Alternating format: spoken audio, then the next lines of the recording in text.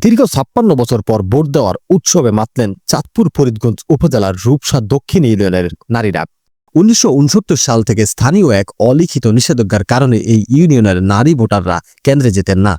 আজ বৃহস্পতিবার সেই দীর্ঘ জড়তা ভেঙে ভোট কেন্দ্রে নারী ভোটারদের উপচে পড়া ভিড় লক্ষ্য করা গেছে।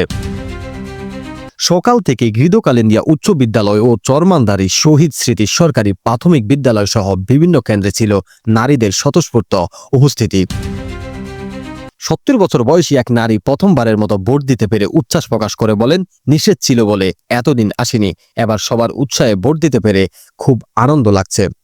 ৪৫ বছর আগে বিয়ে হওয়া আরেকজনের কণ্ঠে ছিল একই সুর। তিনি বলেন, নারীরা যদি চাকরি ও বাজারে যেতে পারে তবে ভোট দিতে সমস্যা কোথায়, ভুল বুঝতে পেরে এবার ভোট দিতে এসেছি।